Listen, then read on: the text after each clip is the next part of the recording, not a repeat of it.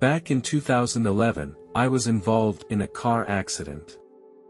At the time, I broke my left leg so badly that I needed to undergo multiple surgeries. During my recovery, I experienced constant and severe pain. For more than 6 months, I was unable to walk normally. To relieve my pain, my doctor prescribed pain medication and advised me to use it as directed. When I first started taking them, I thought the painkillers were really effective in relieving my pain. But as time went on, I began to become dependent on the painkillers. I found that if I didn't take my pain medication regularly, my pain would become unbearable again. It was an ordeal for me. For a while, I tried to stop taking the medication in hopes of being able to stop relying on pain medication. However, I soon found that this was difficult to do.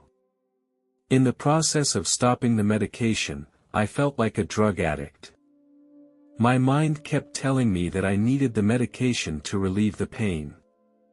Now, I still need to use pain medication to control my pain. Some people may think I get high when I take these pain medications, but that is not the case. When I take these painkillers, I don't feel too strongly. Instead, I could smell this medication every time. It was a disgusting taste that made me feel very uncomfortable every time I swallowed it. One morning, I had a very bad cough. I thought I might have the flu. Therefore, I decided to take a sick day off to rest at home. I took some cold medicine, but the next day, I didn't feel better. My condition became more serious. I felt so weak and tired that I could hardly get out of bed. At night, the pain in my left leg also became worse. I had taken painkillers on time, but they didn't seem to have any effect. Even though I felt very nauseous, I took the rest of the painkillers in the hope that they would relieve the pain. It was very frustrating to have to deal with the illness and pain alone during this time. I hoped I would be able to get back to health soon. After about an hour, my head was spinning and I was having a very hard time breathing. I felt very uncomfortable, as if I was submerged in water. I quickly called the emergency number and told them about my symptoms. When I arrived at the hospital, I was examined by a doctor. The doctor told me that I just had a bad case of the flu and advised me to get plenty of rest and maintain adequate water intake. He also gave me some antibiotics to help me fight the virus. On the morning of the 3rd day, I felt my condition was getting worse and I could barely hear in my ears. My mother also came to my house and saw that I was in very bad condition and took me to the local emergency room. The nurse examined me physically and advised me that I needed to go to a larger hospital. On the way to the other hospital, my breathing became very difficult. I thought it was the oxygen mask, so I took it off. The nurse immediately put the oxygen mask back on me. I remember that nurse was so upset that every time I tried to take off my mask, she promptly put it back on me. As I lay in the hospital bed, I knew the doctors and nurses were doing their best to resuscitate me. But the content of their conversations was not promising. My vision began to blur, and the bright colors gradually dimmed and eventually turned into darkness. I began to feel my body become lighter, as if I were floating in the air. I realized I was leaving my body, and it was a wonderful feeling. I suddenly felt much better. My breathing became easier and I was able to hear sounds around me. Unfortunately, the peace didn't last long. I heard a sound that sounded like white noise from the TV. But this sound was harsher and more confusing. It got louder and louder, and I felt like I was falling into a sea of noise. I wanted to return to the real world. But I felt like I was being pulled into a black hole, and there was no way for me to escape. The screams that were getting louder and louder, and my mind started to become confused. I began to feel fear. Hell was so real. It was filled with endless evil and fear. As I stepped into this horrible place, I was surrounded by a strong stench that made me feel sick. I tried to breathe fresh air, but everything around me was so dirty and disgusting. All around me, I saw many horrible things. The creatures looked like snakes, and they were very large in number. They were constantly wrapping themselves around me. Their scales rubbed against my skin, causing me to feel tingling and discomfort. No matter how much I struggled and resisted, they never seemed to stop. It was an endless cycle, and I could not escape the torture. Then, I appeared in a red space again. At first, the color was relatively light, but soon, the red began to become darker and darker. Everything around me was red, only in different shades of color. The smell of decay permeated the surroundings. I tried to find my way out. However, no matter where I went, I could not leave this place. There was not the slightest sign of lifelessness in this world. I couldn't see any plants or animals, not even a hint of wind. It was a dead world that made me feel overwhelmingly lonely and desperate. Suddenly, I heard moans of pain and screams of terror. These sounds filled my surroundings and made me feel very panicked. Here, there was a heat wave in the air, just like the feeling you get when you turn on the oven. I walked in the direction of the sound, and I tried to find the others. All I could hear were screams, but I couldn't see anyone. Every step I took was hard. When I got to the edge of a cliff, I saw some monsters below. It felt like those horrible monsters were waiting for me. Their faces were twisted and their sharp teeth were exposed. I tried to walk around the beasts, but every movement I made alerted them. I felt that they could sense my fear. As I moved, their eyes followed me. I felt like they were devouring my soul. The sound of these monsters is also terrifying. They made hoarse growling noises, like they were waiting for me to fall. Just as I was feeling desperate, a bright light appeared above my head. It shone with a dazzling light. I looked up and saw a huge angel who flapped his huge wings. I knew I had been saved. The angel held out her hand ready to lead me out of here. I followed her lead and felt an overwhelming sense of peace and reassurance. Eventually, we arrived at a beautiful place. The air smelled like flowers, and I knew I was saved. The angel turned to me and waved, then disappeared into the light. I had come to a place where there was no suffering or pain. This should be heaven. Suddenly, I saw a young lady. She was walking toward me, and she was wearing a gorgeous white robe. As she approached, I was surprised to find that she was my grandmother. Here she looked to be in her 30s. My grandmother told me that this was heaven, a place free from pain and trouble. She gently stroked my hair. Then, gave me a warm hug. She told me that my mission was not over and that I had to go back. She assured me that she would be with me no matter where I was. Finally, she disappeared in the light. Suddenly, my soul returned to the hospital. I saw myself lying in a hospital bed. My mother was holding my hand tightly. Over and over again, she said, "You have to wake up, you can't leave us." Her voice was full of worry. I knew I was in extreme danger. The doctors told my mother that my life was in danger and my chances of survival were very slim. The doctors advised my mother to tell my other loved ones to prepare for the worst. My body had been suffering from severe oxygen deprivation, which had been going on for several days. All of my organs were failing and my health condition became worse.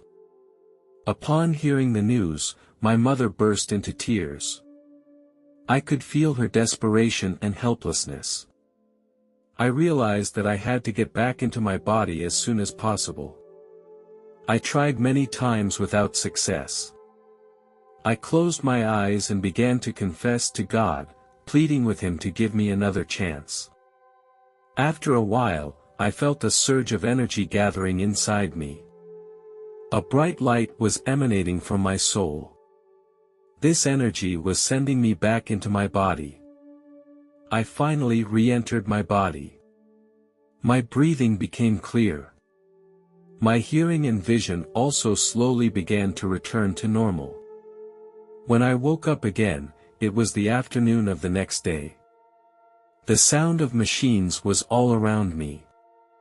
I tried to sit up, but my body still felt weak. I had an oxygen mask on and a tube in my throat. As time went on, I got better. I was transferred to a general ward.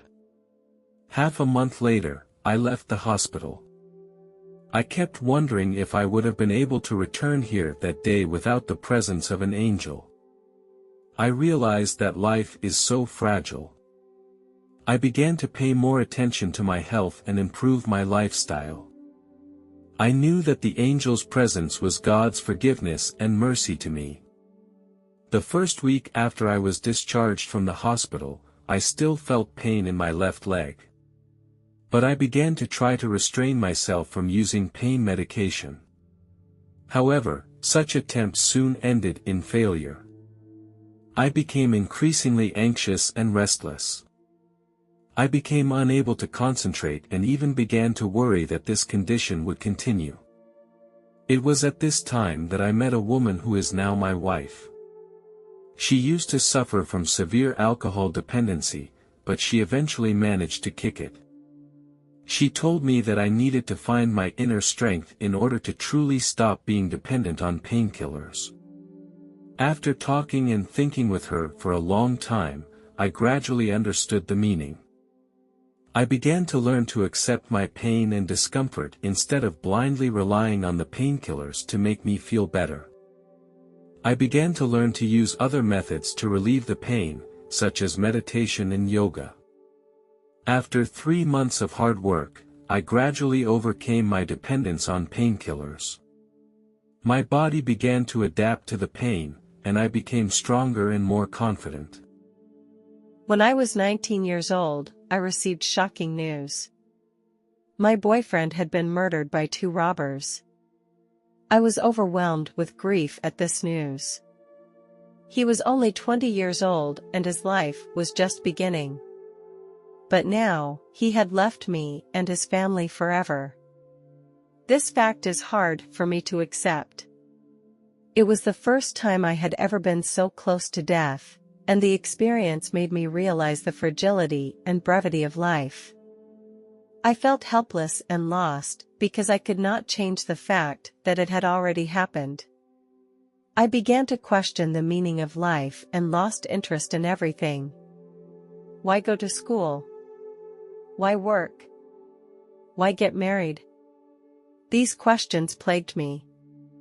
In the shadow of death, life seemed to become meaningless. I tried to seek help from my teachers and the pastor of my church, but no one could give me satisfactory answers. My mood became more and more depressed, and eventually I fell into a severe depression. In this situation, I turned to my parents for help. They took me to see a psychiatrist. The doctor prescribed some medication for me, which I took for 2 weeks as instructed. My parents also often accompanied me on trips, which gradually helped me to get rid of my psychological distress. For years later, a tragedy happened to me again. My best friend from high school died in a traffic accident. We had many good times together, and we shared many important moments. He was a very important person to me. We had made many wonderful promises, but now he is gone from me forever. After this, I felt intense loneliness and pain. My parents' relationship had also become increasingly strained, and they were considering divorce, which made me even more depressed and helpless. I felt abandoned and that no one could understand my pain and grief. I tried to find support and comfort, but it seemed like no one could really understand my inner world. I fell into a state of despair and felt like my whole world was falling apart. I decided to write a letter to my parents to express my disappointment and dissatisfaction with them. I knew it wasn't an easy decision, but I felt I had to do it. I found paper and a pen and sat down quietly in my room. I worked hard to translate my emotions into words so that my inner feelings could be expressed. I told them about my disappointment in them and how I thought they were not fulfilling their responsibilities as parents. I thought they had never really paid attention to me or understood the pain I was feeling inside. I told them that I wanted to cut off contact with them. I did my best to let them know what I really thought. When I finished writing this letter, I felt a little lighter. I put the letter on my desk. That night, I was in a very low mood. My friend wanted to help me get rid of this mood, so he invited me to a bar to relax. In the bar, we started drinking and enjoying this feeling of freedom. I felt immersed in an endless emptiness and could not get rid of this emotion. My friends noticed the change in my mood and they were worried about me and wanted to help me. One of my friends brought out some medications that claimed to make me feel better. I didn't know the names of these medicines or what the ingredients were. At that time, I just wanted to get rid of this low mood. So I didn't hesitate to take them. As time went on, I started to feel dizzy and then started vomiting. My friends tried to help me, but I felt like I was completely out of control. When I arrived at my friend's house, my consciousness started to become blurred. I felt that my soul and body had separated. Everything around me became abnormally quiet, as if time and space had stopped. This feeling was very bizarre and made me feel frightened and uneasy. I didn't know where I was or how to get back to the real world. I quickly passed through a dark space, and then appeared in a brightness. The lights were so bright that I felt a little dizzy. In this space full of light, I felt that everything was blended together to form a complete whole. This feeling was so real. Here, all my questions were answered. Every question I had, I could get a clear answer to. This place is like my forever home, the earth is just my temporary residence. I see pieces of my former life flash before my eyes. I saw my childhood, and my teenage years, and all my experiences on earth. I was amazed and moved by these moments, because I understood the true meaning and value of all these experiences. I saw that the experiences that had caused me pain and distress now made sense. I felt that God knew me more deeply than I knew myself. I realized that no matter what I experienced on earth, I was under God's control. He has a perfect plan for my life. Life itself is a precious gift.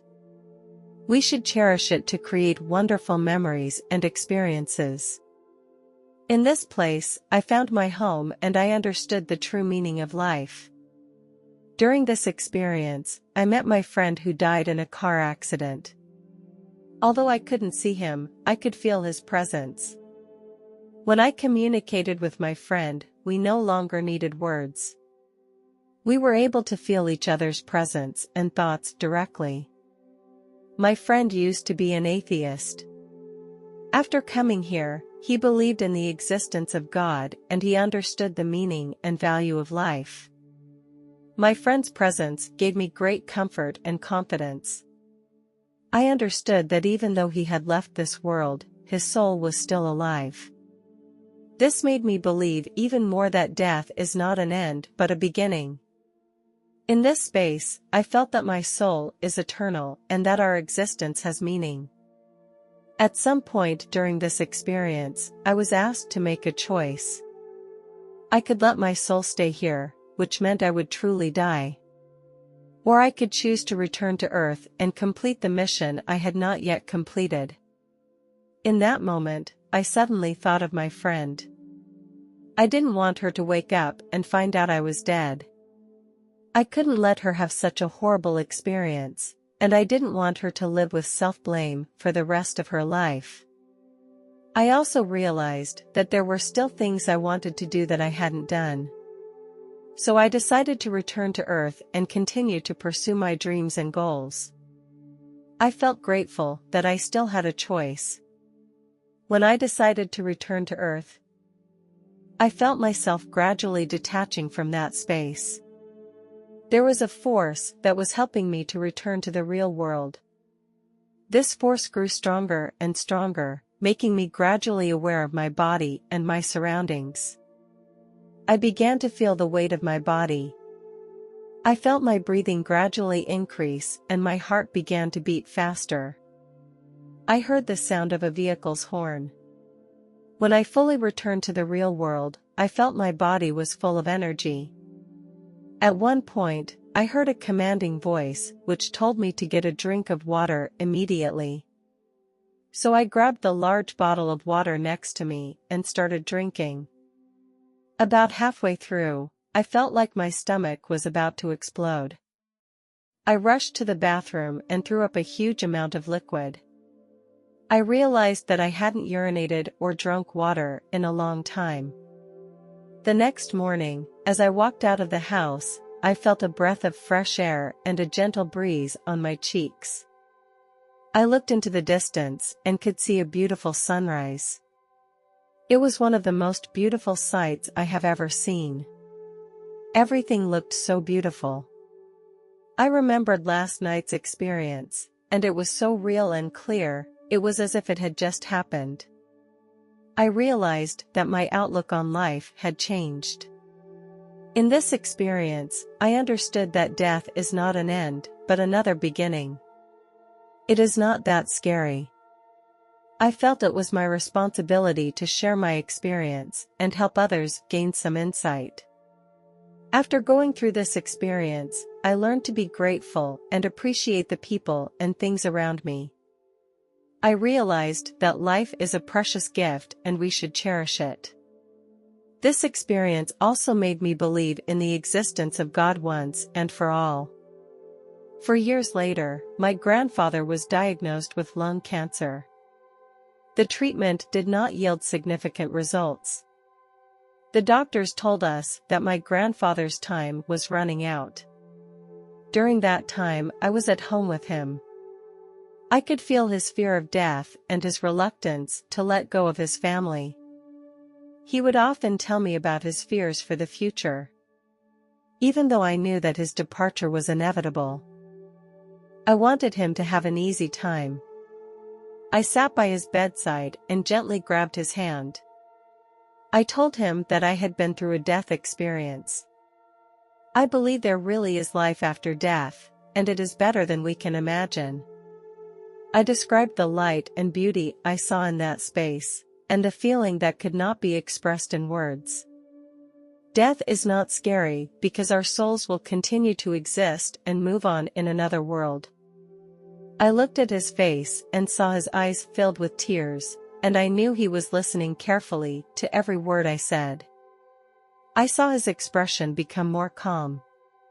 He told me that he had listened to me and felt braver and more determined in his approach to death. He said that my experience had given him some comfort, that he no longer feared death, and that he believed that his soul would continue to exist. We continued talking until he fell asleep.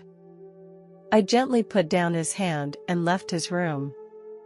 A month later, my grandfather left this world. Although I felt very sad, I knew he had gone to a better place. I believe that sometime in the future he and I will be reunited again in heaven. This experience also made me understand my mission. I began to share this experience with more people, hoping to help those who are afraid of death. I told them that death is just a doorway to a better life and not to be afraid of it.